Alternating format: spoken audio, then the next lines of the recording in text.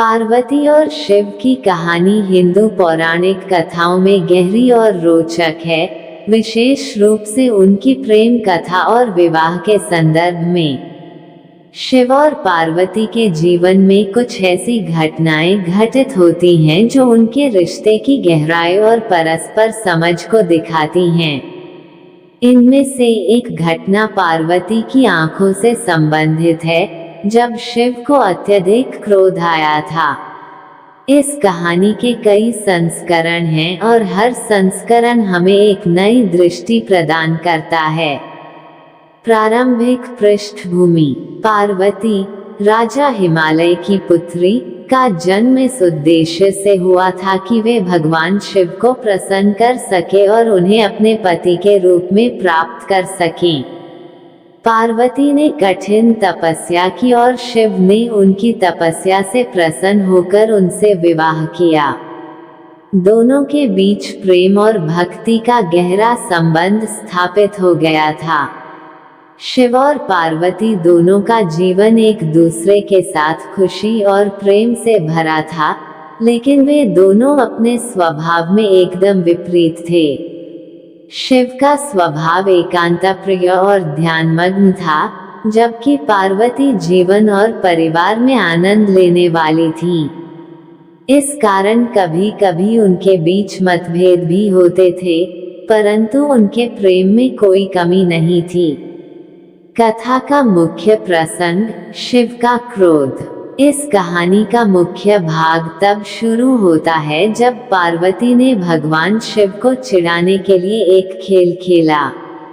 एक दिन जब शिव गहरे ध्यान में थे, पार्वती ने मजाक में उनकी आंखों को अपने हाथों से ढक दिया।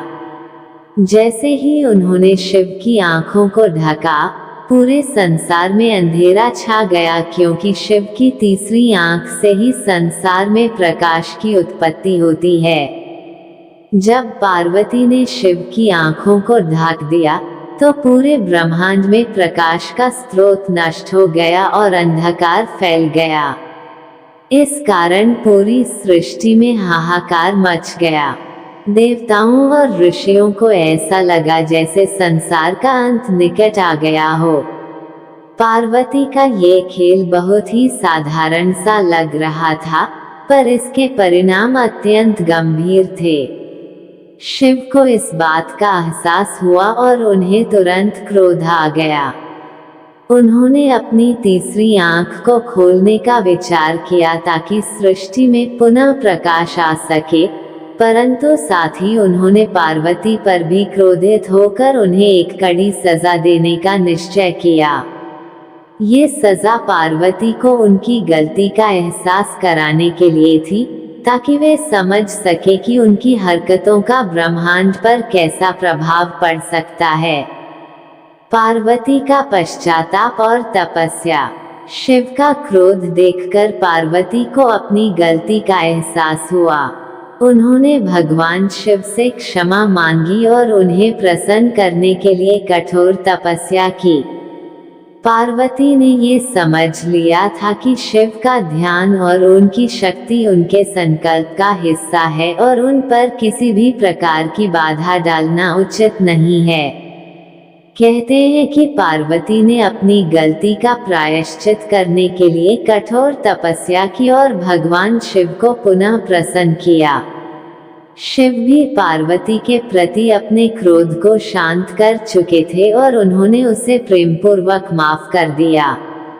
इस घटना के बाद पार्वती को अपनी शक्ति और महत्व का एहसास हुआ और उन्होंने स्वयं को संयमित करना सीखा।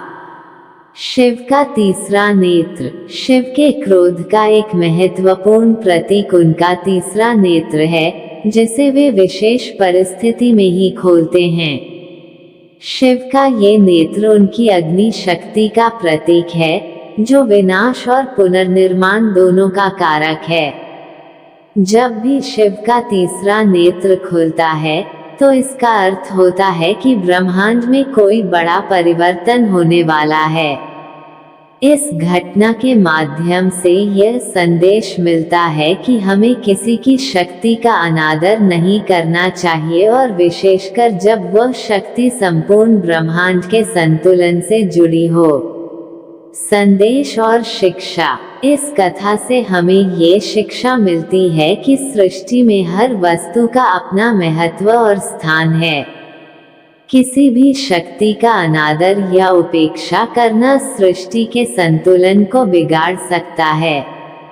पार्वती ने जिस तरह से अपनी गलती का एहसास किया और अपने क्रोधी पति शिव को पुनः प्रसन्न करने के लिए तपस्या की, उससे हमें ये भी सीखने को मिलता है कि हमें अपनी गलतियों का प्रायश्चित करना चाहिए और संतुलन बनाए रखना चाहिए।